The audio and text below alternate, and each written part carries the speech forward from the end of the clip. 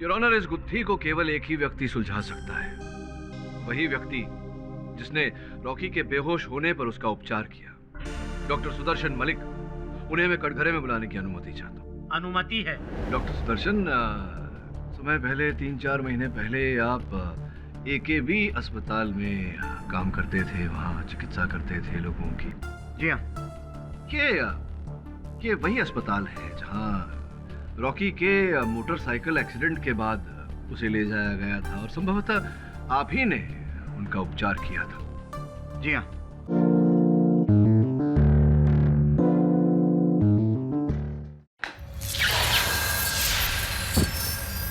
आपको अपने मंगेतर रॉकी के कत्ल के इल्जाम में गिरफ्तार किया जाता है। रॉकी की मृत्यु उस विष भरे इंजेक्शन के कारण हुई थी। भूषण जी वहाँ से बड़ी मात्रा में प्रोसीडिन विष बाहर लेकर आए थे। मैं ही फैक्ट्री की लैब से वो प्रोसीडिन लेकर आया था। बाप बेटी ने दोनों ने मिलकर खून किया है योर ऑनर। आज अदालत में तूने कथन दिया कि तूने अपने कार्यालय से वो प्रोसीडिन चुराया था। मैंने अदालत में जो माना वो माना, तुझसे वो बात छुपाई, लेकिन उसके पीछे एक बहुत बड़ा कारण था। पार्टी वाली रात दीपा गुस्से में मेरी गन लेकर रॉकी को मारने गई थी। साहब, वो दीपा बेबी। क्या हुआ दीपा को? वो आपकी रिवॉल्वर लेकर गई है रॉकी बाबा से मिलने। वो बहुत गुस्से में थी और उनका फोन भी बंद है। मुझे दीपा को रोकना था। मुझे डर था कि कहीं गुस्से में वो कुछ ऐसा न कर बैठे जिसका खामियाजा वो सारी जिंदगी भुगते।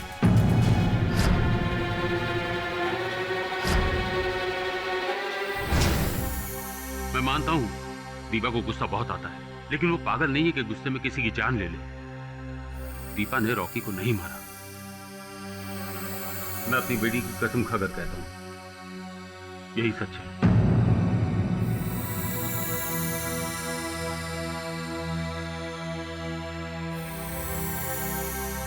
कोई और ऐसी बात है जो तुम दोनों ने मुझसे छिपाई हो? जी सर, एक बात और है जो मैंने आपसे छिपाई। नॉर्मली क्या होता है योर ऑनर के एक बाप जो होता है अपने बच्चों को अच्छे संस्कार देता है, अच्छे लक्षण देता है। ये अजीब किस्म के पिता हैं। इन्होंने अपनी बच्ची को क्या दिया? जहर, वो भी किसी को मारने के लिए। मेरी बेटी इनोसेंट है। अच्छा, आपकी बेटी इनोसेंट है, आप भी इनोसेंट है, तो कल्प्रिट कौन है? मैं। योर ऑनर, इन्होंने अपनी ही फैक्ट्री से प्रोसीडिन नाम का जहर बाहर निकाला, आउटवर्ड रजिस्टर में एंट्री किए बगैर। और इनकी बेटी अपने मंगेतर को मारने के लिए पिताजी की बंदूक चुराती है। कोई चुराता है, कोई मर्डर करता है, कोई साजिश करता है, क्या मतलब? What type of objection your honour. Prosecution बिना किसी आधार के भूषण साहब पर हत्या और चोरी का आरोप लगा रहा है। लेकिन कत्ल की साजिश में तो शामिल थे ना? चलिए, ये आप किस बिना पर कह रहे हैं? मैं अभी प्रूव करता हूँ योर ऑनर, अभी प्रूव करता हूँ मैं। भूषण जी, ये फैक्ट्री आपकी है? जी इस फैक्ट्री की जो सिक्योरिटी है वो आपने डिजाइन की? जी हाँ। तो फिर अपनी ही फैक्ट्री में अपनी ही सिक्योरिटी को डॉज करके आप वो प्रोसीडिन जहर बाहर निकालते हैं विदाउट एंट्री, क्यों? अपनी बेटी के लिए। वही तो मैं कह रहा हूँ यार, इन्होंने जहर निकाला, अपनी बेटी को दिया और बेटी ने हत्या कर दी। साबित होता है कि खून की साजिश में आप शामिल हैं। इसमें कोई साजिश नहीं है। अगर मैं उस जहर को बाहर ले जाने की रिपोर्ट लैब में लिखवाता तो लैब से बाहर नहीं जा पाता, और उस जहर की जरूरत मेरी बेटी को थी अपने एक्सपेरिमेंट्स के लिए। चलो, आपकी बात मान लेते हैं। आपने एक्सपेरिमेंट के लिए अगर जहर दिया दीपा को, तो वो जहर दीपा की लैब में होना चाहिए, है ना? होना चाहिए ना? पर वो अब मेरी लैब में नहीं है।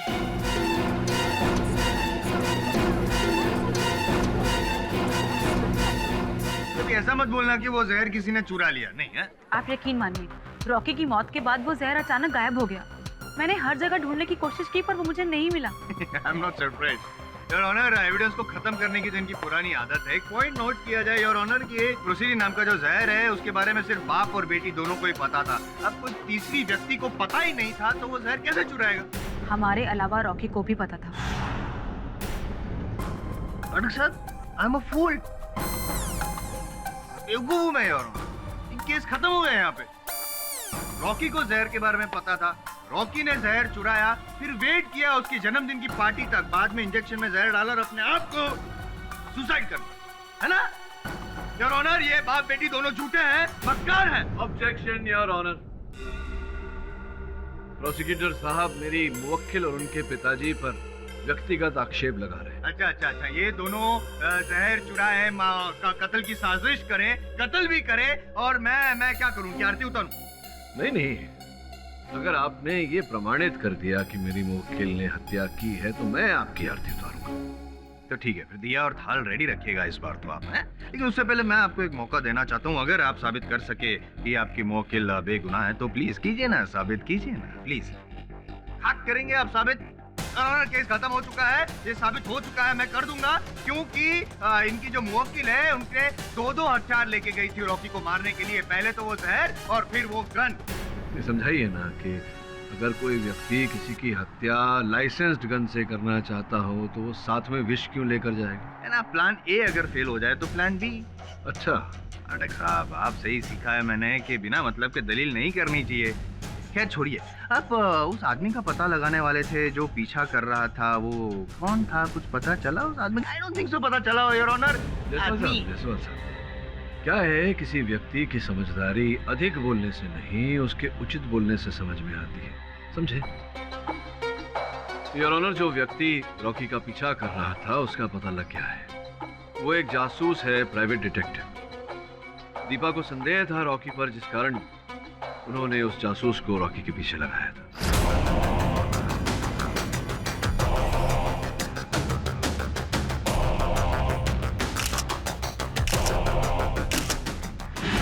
मंजरी जी, आपने अपने पिछले कथन में बोला था कि आपके और रॉकी के बीच केवल मित्रता थी और कुछ नहीं। जी, मैंने सच ही बोला था। किंतु अभी अभी जो चित्र मैंने न्यायाधीश महोदय को दिए वो तो कुछ और ही बोल रहे हैं।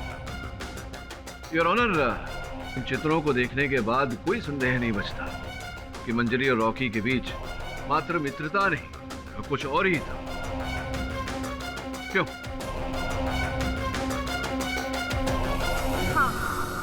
रॉकी के साथ मेरा अफेयर था।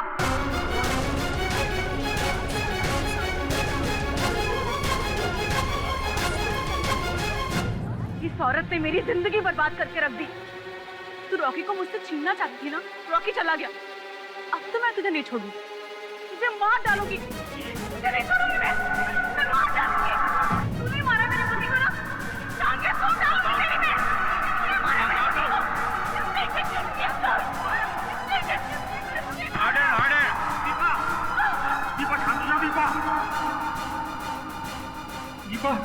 दीपा, सुने ना पानी।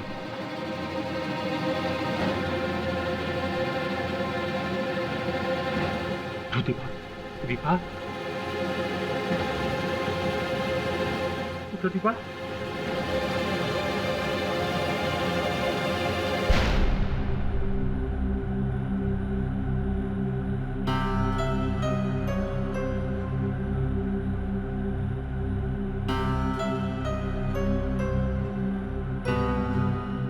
दीपा, अगर तुम्हारा स्वास्थ्य ठीक नहीं है तुम्हें अदालत से। सर, मैं ठीक हूँ, पर अब तो सब कुछ तबाह हो गया। पापा मुझे कहते थे कि रॉकी से हमेशा दूर रहे, पर मेरा मन मान ही नहीं रहा था। मुझे पता था, विश्वास था कि शायद मेरा प्यार रॉकी को सच्चे प्यार करने पे मजबूर कर देगा, पर नहीं। जब से ये मंजरी आई सब कुछ बदलने लगा था, सब कुछ। योर ऑनर, मेरी दलील का आधार ये है कि दीपा ने रॉकी को वो इंजेक्शन नहीं दिया था। अपनी बात प्रमाणित करने के लिए मैं दास साहब को एक बार फिर से कटघरे में बुलाने की अनुमति चाहता हूँ। अनुमति है। इसको क्या लगता है तुम मुझे जेल भेजोगे और मैं तुम्हारे सवाल का जवाब दूंगा? मैं क्या तुमको इतना बेवकूफ दिखता हूँ? अब क्या करें दास साहब, अदालत का कार्य यही है, अपराध करने पर दंड दिया जाता है। और मुझे पूरा विश्वास है कि आप मूर्ख नहीं हैं, और यह भी विश्वास है कि आप बहुत ही स्वामी भक्त नौकर थे, इसीलिए आपसे प्रश्न कर रहा हूँ। मैं जो भी था, मगर तुम्हारे सवाल का जवाब नहीं दूंगा।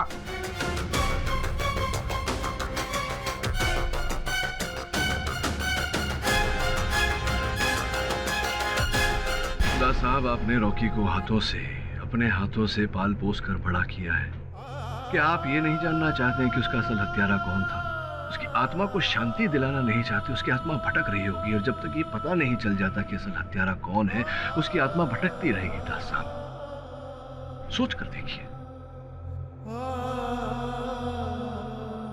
मैं तो ये नहीं बता सकता कि इंजेक्शन किसने दिया था, मगर ये जरूर बता सकता हूँ कि उसके हाथ में सोने की चमचमाती घड़ी थी।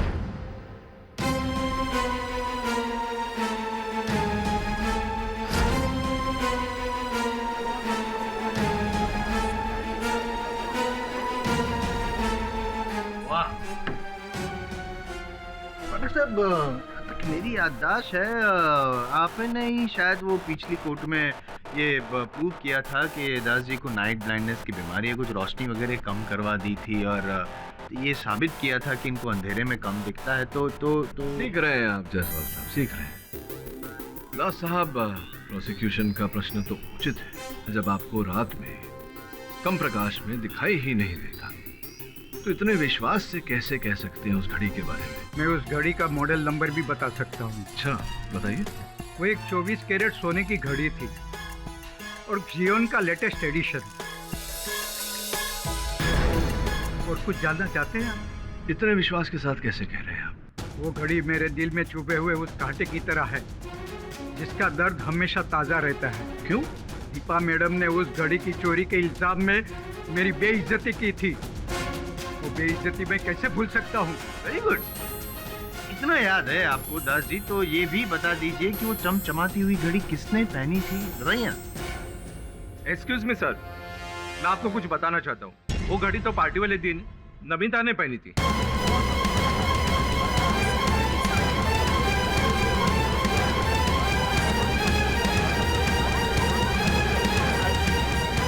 Order order.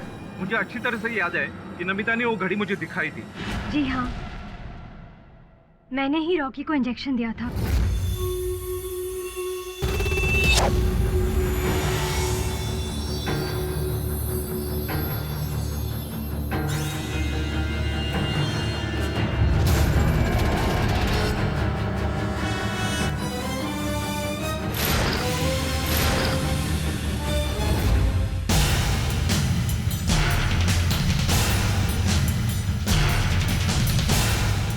मैंने नर्स की ट्रेनिंग ली थी, इसीलिए मुझे इंजेक्शन देना आता है। पर मैंने रॉकी को दवाई वाली इंजेक्शन दी थी, जहर वाला इंजेक्शन नहीं दिया था मैंने उसे। ये तो आगे जाके पता चलेगा। वो इंजेक्शन सिरिंज जिससे आपने इंजेक्शन दिया था वो कहाँ है? उसको मैंने जला दिया था। पहले तो मैंने उसे डस्टबिन में फेंक दिया था, पर फिर जब मैंने देखा कि रॉकी केक काटने के बाद बेहोश हो गया है, मैं बहुत डर गई थी। इसीलिए उसके बाद चुपचाप बिना किसी को कुछ बोले मैंने सिरिंज को डस्टबिन से उठाकर अपने पर्स में रख लिया।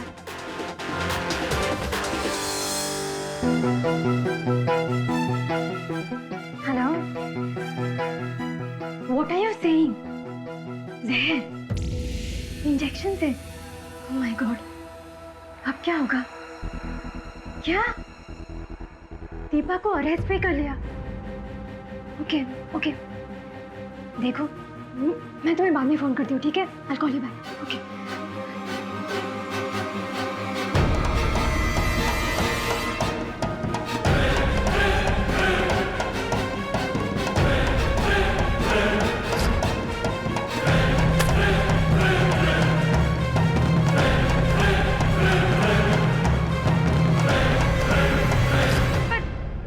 रॉकी को नहीं मारा। अरे मैं तो उसे इंजेक्शन तक नहीं देना चाहती थी। अच्छा, देना नहीं चाहती थी आप, फिर भी आपने दिया। ऐसा क्यों किया आपने? क्योंकि उसने मुझे बोला था ऐसे करने के लिए। तो उसने किसने? उसने।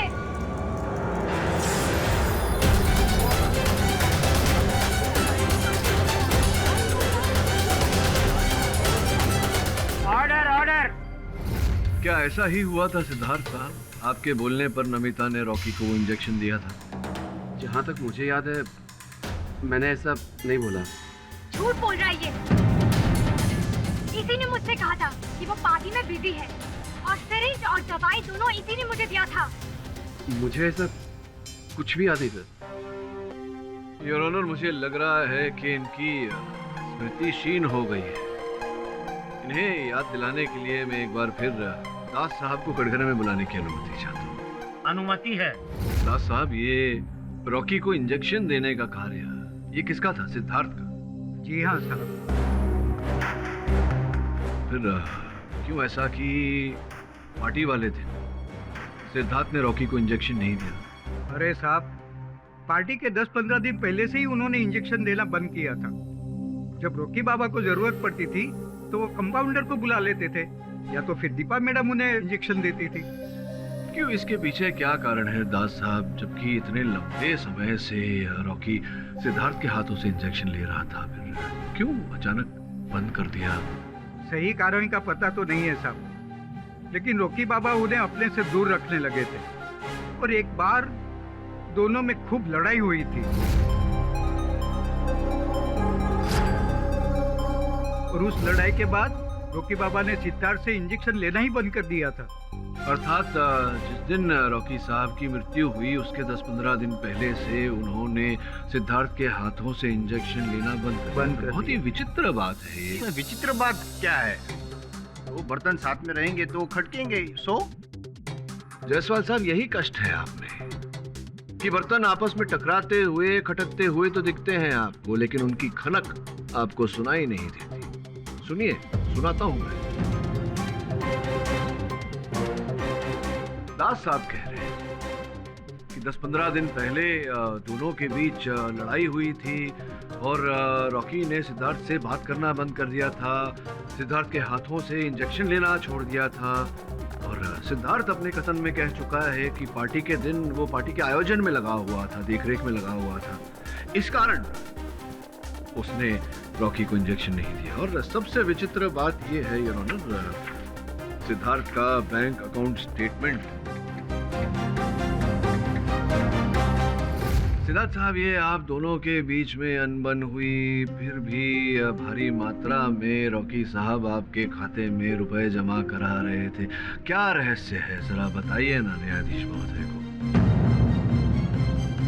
अच्छा, नहीं बताएंगे योर ऑनर। किसी व्यक्ति की दूसरे व्यक्ति से अनबन हो गई हो तो स्पष्ट बात है कि वो उसे रुपए नहीं देगा। अब रॉकी और सिद्धार्थ जी के बीच में अनबन हुई थी, किंतु फिर भी रॉकी साहब सिद्धार्थ जी के खाते में भारी मात्रा में रकम जमा करवा रहे थे। ऐसा तो तभी होता है जब रुपए देने वाले पर किसी प्रकार का दबाव डाला गया हो, उदाहरण के रूप में ब्लैकमेल।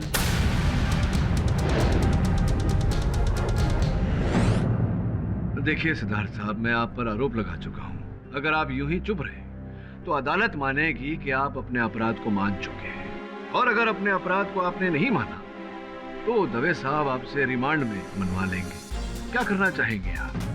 उस जैसे घटिया इंसान से मैंने कुछ पैसे ले भी लिए तो क्या मुसीबत आ गई? रॉकी मॉडल्स को काम दिलाने के बहाने उनको एक्सप्लॉइट करता था।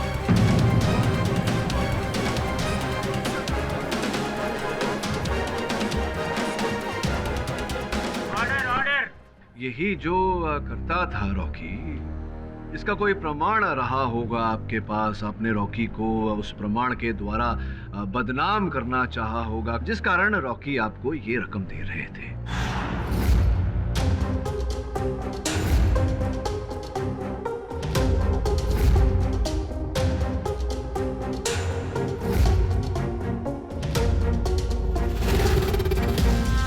तो बताइए कि आपके बोलने पर नमिता ने रॉकी को वो इंजेक्शन दिया था?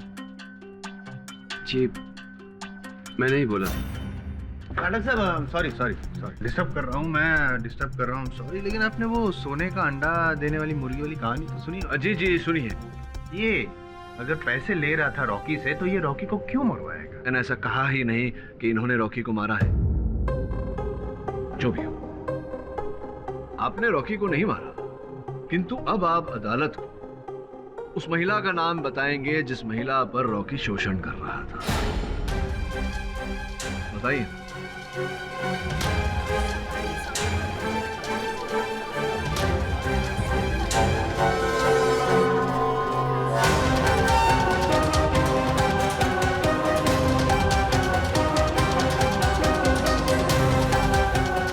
मैंने कुछ नहीं किया मैंने। सबूत मिटाने और यहाँ से पलन होने के अतिरिक्त आपने और कुछ नहीं किया। एक बात बताओ, एक ऐसा व्यक्ति जो आप पर शोषण चला रहा था, आप वहां उसका जन्मदिन मनाने उसके जलसे पर क्यों चली गई? क्योंकि मेरे पास और कोई ऑप्शन नहीं था। फैशन वर्ल्ड में रॉकी का बहुत बड़ा नाम था। उसकी मर्जी के खिलाफ मैं नहीं जा सकती थी, इसलिए जब उसने मुझे अपने पार्टी पे बुलाया मुझे जाना पड़ा। पार्टी में बुलाया और आप चली गई। वहां जाकर आपने सोचा कि चलिए इस कहानी का दी एंड ही कर देते हैं। क्यों? मैंने रॉकी को नहीं मारा। सॉरी सॉरी सॉरी, मैं बार बार डिस्टर्ब कर रहा हूँ आपको पाठक साहब, सॉरी, लेकिन जिस तरह से गलत किरदार पर अगर फिल्म का दी एंड हो तो फिल्म फ्लॉप हो जाती, प्रोड्यूसर पैसे हार जाता है। नहीं, उसी तरह अगर आप गलत व्यक्ति पे अगर इस केस का दी एंड करेंगे तो आप केस हार जाएंगे। Concern about it. बार बार याद दिलाना पड़ता है आपको। जायसवाल साहब, आपको याद दिलाना पड़ता है कि गृह कार्य, होमवर्क भी कोई चीज होती है चाहिए। नहीं, क्या होमवर्क, लेकिन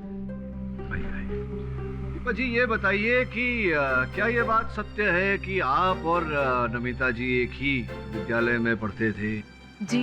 रॉकी से आपको नमिता जी ने मिलाया था, क्या ये बात भी सत्य है? जी हाँ। और नमिता जी कभी कभी आपको आपके प्रयोगशाला में, आपके लेबोरेटरी में आपको मिलने आती थी? जी हाँ, दिन के वक्त मैं ही लैब में रहती थी तो नमिता अक्सर मुझसे मिलने के लिए आया करती थी। और आप जो रिसर्च कर रही थी, अपने शोध का फल आप जिन कागजात पर लिखती थी वो वहीं ऐसे ही रखे हुए रहते थे, कोई भी उन्हें पढ़ सकता था? हाँ, मेरे अलावा लैब में कोई और होता ही नहीं था। धन्यवाद। अब मिस्टर जायसवाल ने मुंडी हिलाना बंद कीजिए, आप पूरी तरह समझे नहीं। मैं ये कहना चाह रहा था कि क्या इस बात की संभावना है कि नमिता जी ने प्रयोगशाला में पड़े हुए कागजात को देखा हो, और पढ़ी लिखी लड़की है ये, एक ही विद्यालय में दोनों पढ़े हैं, इन्हें पता चल गया हो कि प्रोसीडेंट क्या होता है, और वो जो बोतल इनकी प्रयोगशाला से चोरी हुई थी वो इन्होंने ही चोरी की हो, उसे चोरी करके फिर रॉकी को इंजेक्शन दिया हो और उसे मारा हो। संभावना है या नहीं? माफ कीजिएगा पाठक साहब, लेकिन आप अपनी क्लाइंट को बचाने के लिए बेचारी निर्दोष नमिता पर झूठा आरोप लगा रहे हैं। देखिए जायसवाल साहब, मैं जानता हूं कि आप प्रोसिक्यूटर हैं और आपका कार्य है, आपका उत्तरदायित्व है दीपा को हत्यारिन घोषित करना, लेकिन कह देने से नहीं होता, प्रमाणित करना पड़ता है। समय हो गया, अगली सुनवाई में प्रयत्न कीजिएगा। ये अदालत अगली तारीख तक के लिए मुलतवी की जाती है।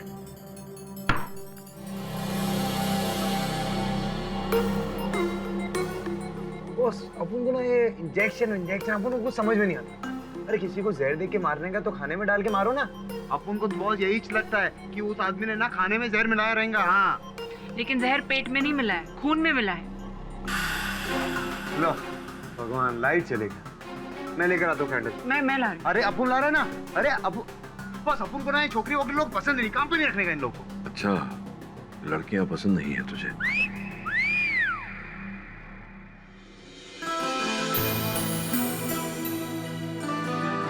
Thank you Sunaina. भगवान को भी तेरी रोशनी पसंद है, समझी ना? ये कहीं की।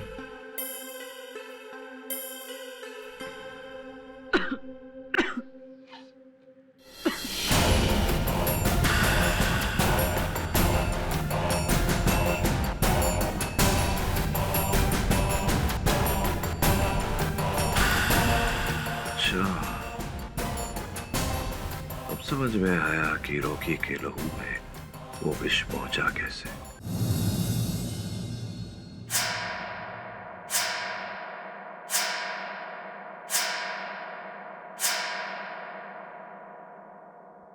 आप कौन हो?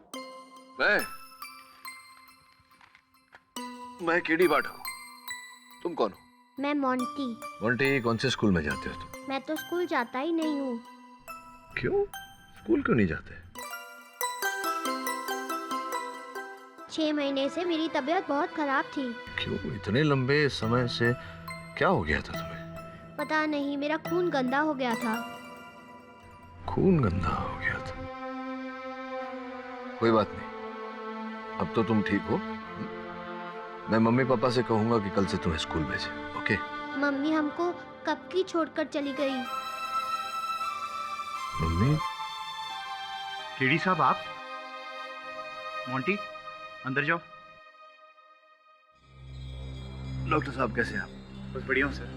कुछ पूछने आया था आपसे। बैठिए sir. Thank you.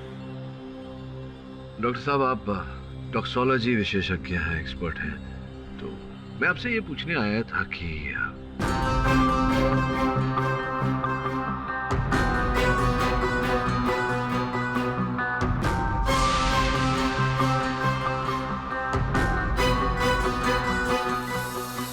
Your honour, injection द्वारा दिए गए विष के कारण रॉकी की मृत्यु नहीं हुई।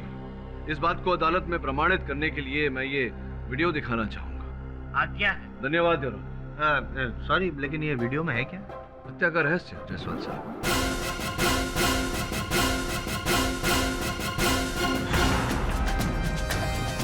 ये देखिए, जैसे ही मोमबत्ती बुझाई, उस धुएं के कारण, धुएं को सूंघने के कारण ये मूर्छित हो गए।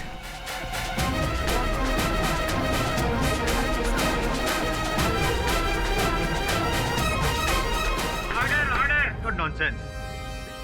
सही कह रहे हैं।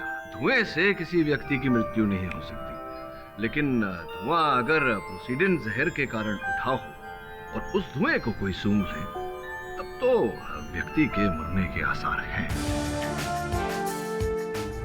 जैसा कि मैंने आपको कल रात को भी बताया था, किसी कैंडल की बाती या उसकी मोम पर जहर लगाकर उसके धुएं को जहरीला बनाया जा सकता है, लेकिन उस धुएं में जहर की मात्रा बहुत कम होगी। हाँ, योर ऑनर, मैंने तो ठीक से सुन लिया। शायद पाठक साहब आपने सुना ही होगा, जहर की मात्रा बहुत कम होती। पोस्टमार्टम रिपोर्ट में भी यही लिखा था जायसवाल साहब कि रॉकी के मृत शरीर के पोस्टमार्टम पर यह पाया गया कि प्रोसीडिन की मात्रा बहुत कम थी। बराबर, लेकिन पोस्टमार्टम रिपोर्ट में कहीं ये नहीं लिखा है कि रॉकी के लंग्स में जहर मिला और जब हम ऐसा धुआं सूंघते हैं तो सीधा लंग्स में जाता है? ठीक उसी प्रकार से जायसवाल साहब, जैसे व्यक्ति कोई सिगरेट पीता है और सिगरेट का निकोटीन पहले फेफड़ों में जाता है और फेफड़ों द्वारा लहू में फैल जाता है, ठीक उसी प्रकार से मोमबत्ती से निकला धुआं जिसमें प्रोसीडिन मिला हुआ था, वो पहले रॉकी साहब की फेफड़ों में गया और जब उन्हें अस्पताल ले जाया जा रहा था, उस समय में वो विष उनके रक्त में फैल गया, जिसके कारण बारी बारी उनके ऑर्गन्स फेल होते रहे।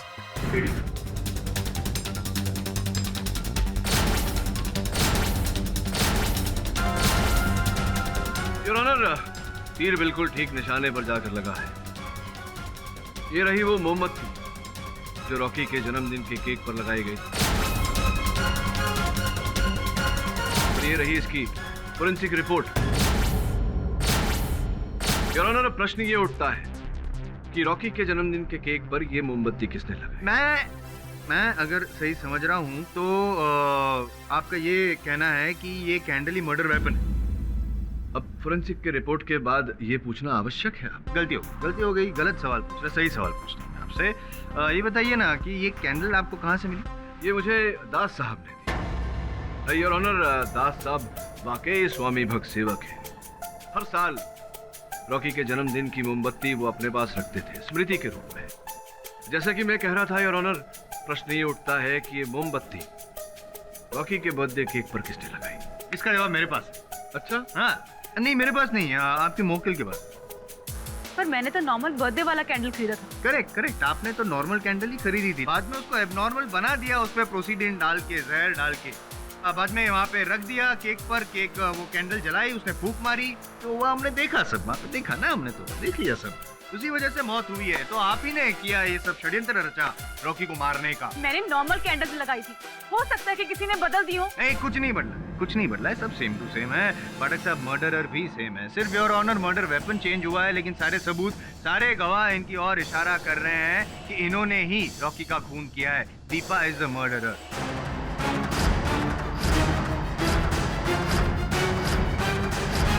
मिस्टर केडी पाठक, आपको कुछ कहना है? जी योर ऑनर, कहने को तो बहुत कुछ है, किंतु लंच टाइम में केवल 2 मिनट बचे हैं, तो मैं चाहूंगा कि मध्यांतर के बाद मैं अपनी दलील रखूं। सर, मैं सच बोल रही हूँ। मैं पापा की गन लेकर जरूर गई थी, पर उसके बाद रॉकी और मेरे बीच सब कुछ ठीक हो गया था। बाद में रॉकी से मेरी नाराजगी दूर हो गई थी। दीपा, कम से कम मेरे जन्मदिन पर तो नाराज मत हो ना। मेरे जन्मदिन पर मुझे चीज चाहिए तुमसे। क्या? तुम्हारी मुस्कुराहट। रॉकी ने मुझे केक शॉप से कैंडल लाने के लिए भेजा था, क्योंकि केक ऑलरेडी घर पे पड़ा था। और मैं कैंडल्स लेने के लिए गई थी और वहाँ से सीधा बर्थडे पार्टी पर बर्थडे पार्टी पे मैंने देखा कि रॉकी बहुत लड़कियों से इंटीमेट हो रहा था। मेरा बहुत मूड खराब हुआ, इसीलिए बर्थडे पार्टी ना खराब हो मैं एक कोने में जाके खड़ी हो गई। सच बोल रही हो तुम? सर मेरे पास छिपाने के लिए और कुछ भी नहीं बचा सिवाय उस दर्द के जो मुझे रॉकी की धोखेबाजी से मिला है।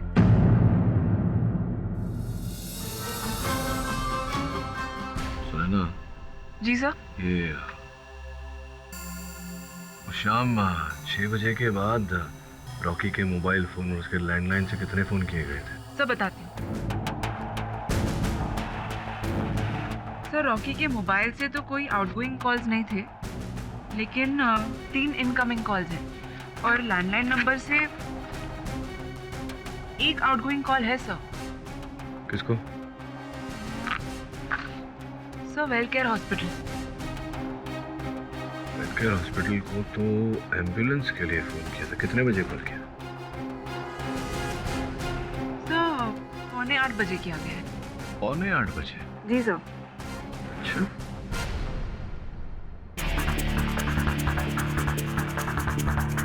लेकिन यहाँ रॉकी केक काट रहा है और पीछे घड़ी में 8 बज रहे हैं। तो अगर 8 बजे अगर रॉकी केक काट रहा था, 7:45 बजे एम्बुलेंस कैसे मंगवाया गया?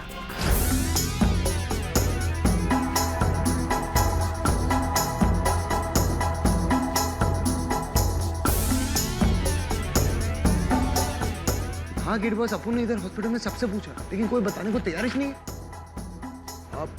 आप टेंशन मत लो गिर बॉस, अपन है ना, अपन करता है, दूसरा कोई हल निकालता है। योर ऑनर, रॉकी के बंगले के लैंडलाइन से एक फोन किया गया था वेलनेस अस्पताल में एम्बुलेंस के लिए। ये फोन 7:45 पर किया गया था योर ऑनर। अब आपकी अनुमति हो तो मैं ये वीडियो एक बार फिर से चलाना चाहूंगा योर ऑनर। आज्ञा। योर ऑनर, इस चित्र में पीछे जो घड़ी लगी हुई है उसमें 8 बजे है योर ऑनर।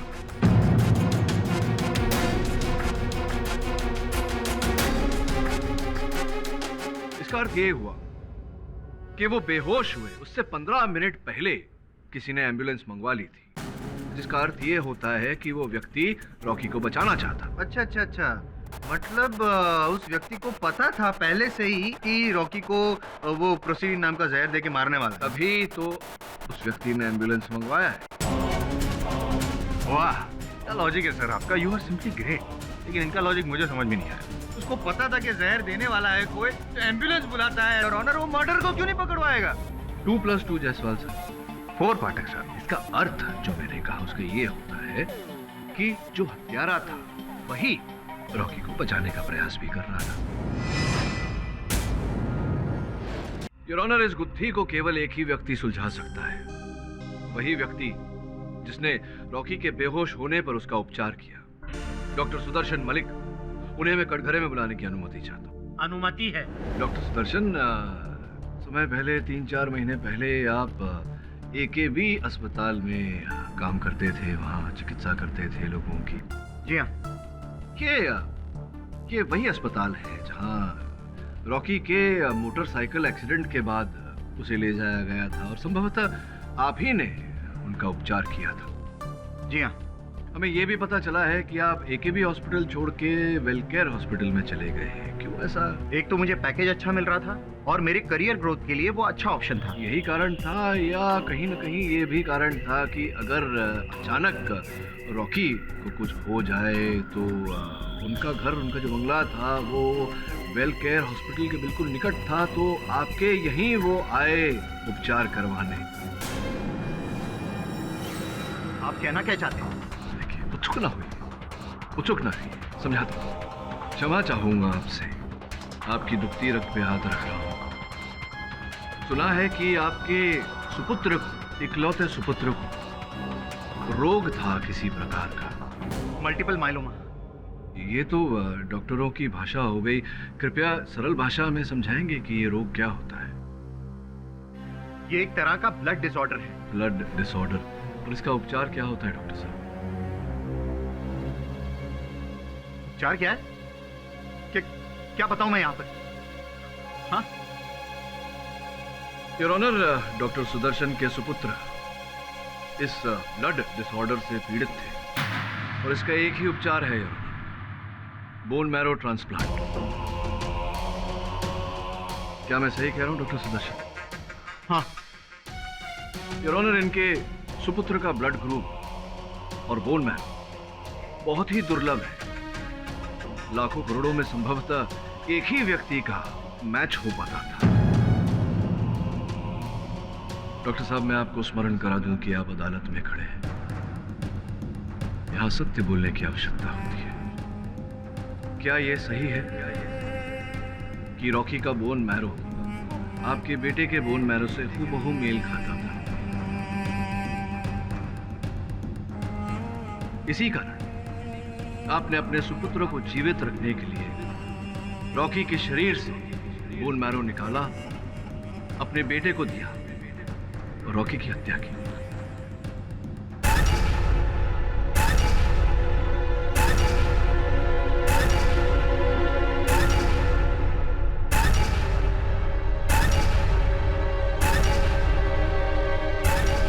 आज से कुछ 3 महीने पहले रॉकी का एक बाइक एक्सीडेंट हुआ था और गंभीर हालत में उसे मेरे पास लाया गया था। तब डॉक्टर सुदर्शन को पता चला कि रॉकी का बोन मैरो उनके सुपुत्र मोंटी के बोन मैरो से हूबहू मेल खाता है। ठीक होने के बाद मैंने रॉकी से रिक्वेस्ट की, उसके हाथ जोड़े, प्लीज सर मेरे बेटे के बारे में सोचिए, अभी उसने देखा ही क्या है। तो डॉक्टर साहब, मैंने भी क्या देखा है? सर, आपके बोन मैरो डोनेट करने से आपको तो कुछ नहीं होगा, लेकिन मेरे बेटे की जान बच जाएगी। आप किसी और को ढूंढ लीजिए, मैं नहीं करूंगा। मैं आपके हाथ जोड़ता हूँ, आपके पैर पड़ता हूँ, जिंदगी भर आपकी गुलामी करूंगा। प्लीज सर, मेरे बेटे की जान सुनिए तो सही, मैं अभी एक्सीडेंट से ठीक हुआ हूँ and I'm too weak। Please sir, please. आप प्लीज चले जाइए, प्लीज।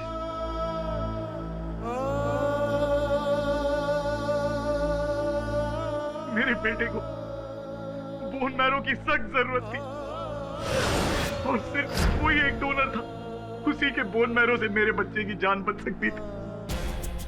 योर ऑनर, जन्मदिन के जलसे में बेहोश हो जाने के बाद रॉकी को डॉक्टर सुदर्शन के पास वेलकेयर अस्पताल ले जाया गया। डॉक्टर सुदर्शन केवल रॉकी के शरीर से बोन मैरो निकालकर अपने सुपुत्र के शरीर में ट्रांसप्लांट करना चाहते थे, क्योंकि रॉकी का शरीर बहुत ही दुर्बल हो गया था।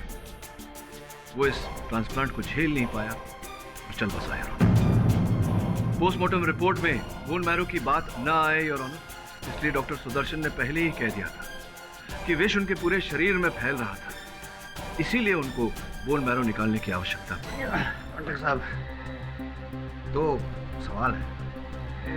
उनको कैसे पता चला कि रॉकी बेहोश हो जाएगा, एम्बुलेंस बुलाई जाएगी, क्योंकि ये तो पार्टी में थे नहीं। और सबसे इम्पोर्टेंट बात, वो जो प्रोसीडिंग रॉकी के शरीर में से मिला तो उनकी पहुंच में था भी नहीं, तो फिर ये कैसे उनके पास पहुंचा? एक बात आपकी सही है, एक बात गलत। हाँ, प्रोसीडेंट विष इनके पास था नहीं, लेकिन ये जानते थे कि रॉकी बेहोश होने वाला है। ये भी सत्य है जायसवाल साहब कि ये षड्यंत्र में अकेले नहीं थे। षड्यंत्र में डॉक्टर सुदर्शन की एक भागीदार है। इस केस की सबसे अहम कड़ी है जिन्हें मैं कटघरे में बुलाने की अनुमति चाहता हूं, मंजरी। देखिए, मैं आपसे पहले भी कह चुकी हूँ कि मैंने कुछ नहीं किया है। अर्थात आप ऐसे नहीं मानेंगी। दीपा जी, आपने रॉकी को कब कहा था कि आप प्रोसीडेंट के विषय में खोज कर रही हैं? करीबन 1 हफ्ते पहले। योर ऑनर, जब दीपा ने रॉकी से ये बात कही थी, उस समय मंजरी रॉकी के साथ ही बैठी थी। इन्होंने दीपा की बातें सुनी और इनके मन में एक योजना जागी। केवल इन्हें जाकर इनकी प्रयोगशाला से वो प्रोसीडेंट चुराना था।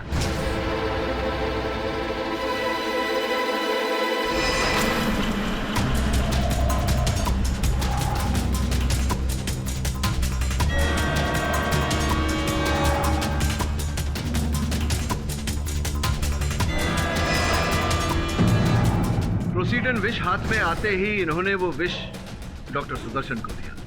डॉक्टर सुदर्शन ने वो विष मोमबत्ती की उस बाती में मिलाया, कम मात्रा में, ताकि रॉकी केवल बेहोश हो। और फिर मंजरी जी, अस्पताल जो फोन गया था 7:45 पर, वो फोन भी तो आप ही ने किया था। Hello, well care hospital. Ambulance चाहिए, पता बताइए। Happy birthday Rocky.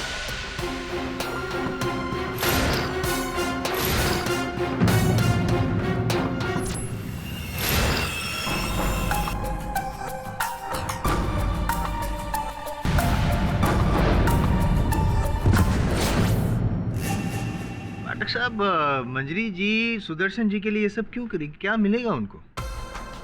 Your honour, मंजरी जी ने ये सब सुदर्शन जी के लिए नहीं किया। मंजरी जी ने ये सब अपने सुपुत्र मोंटी की जान बचाने के लिए किया है। सुदर्शन जी की पत्नी और मोंटी की मां मंजरी है।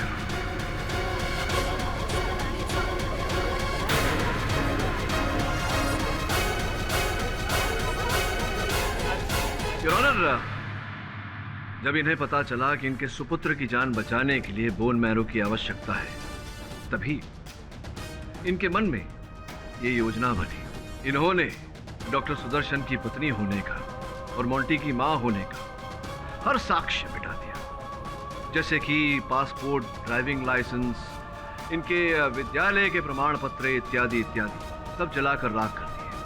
किंतु केवल एक पत्र चूक गया है। डॉक्टर सुदर्शन के साथ इनका विवाह पत्र।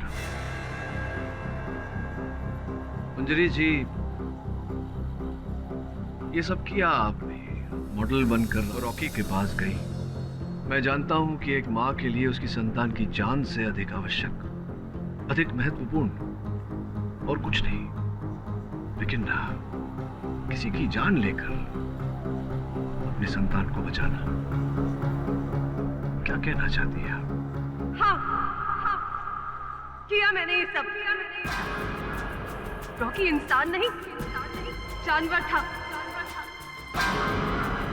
एक नंबर का घटिया इंसान था वो। बस लोगों को यूज करना आता था उसे, और कुछ नहीं आता था। एक औरत की सबसे बड़ी अमानत होती है उसकी इज्जत। और मैंने क्या किया? अपने बेटे की जान बचाने के लिए उसे दांव पर लगा दिया। मैं किसी भी हाल में अपने बेटे की जान बचाना चाहती थी, इसीलिए मैं रॉकी के पास गई और उससे प्यार का झूठा नाटक किया। सुदर्शन ने मुझे कहा था कि मैं रॉकी के आसपास रहूं, ताकि कभी ना कभी मुझे मौका मिल जाए। और प्लान के मुताबिक मुझे मौका मिला भी। अगर दीपा बेहोश नहीं होती तो अब क्या करती? कुछ भी करती, लेकिन जहर जरूर चुराती। मेरे बेटे की जिंदगी का सवाल था। जज साहब, हमारे लिए हमारे मोंटी की जान बचाना सबसे जरूरी था। आप अदालत हमें जो भी सजा दे हमें मंजूर है। हमारा बेटा तो बच गया ना। योर ऑनर, डिफेंस ये प्रमाणित कर चुका है कि दीपा ने ये हत्या नहीं की। डिफेंस ये भी प्रमाणित कर चुका है कि मंजरी ने अपने पति डॉक्टर सुदर्शन के साथ मिलकर ये कांड किया।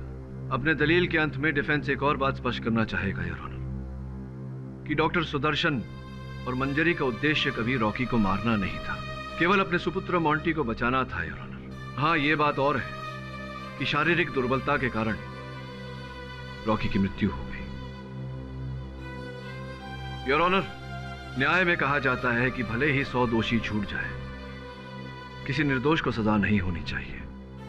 जो सुपुत्र की जान इन्होंने बचाई है उसकी कोई भूल नहीं है योर ऑनर। बिना माता पिता के मैं चाहता हूं कि इन बातों को नजर में रखकर अदालत अपना निर्णय सुनाए। The defence rest your honour. ये अदालत रॉकी की हत्या के जुर्म में डॉक्टर सुदर्शन और मंजरी को गिरफ्तार कर उन पर केस चलाने का हुक्म देती है और मिस दीपा पंडित को बाइज्जत बरी करती है। The case is closed.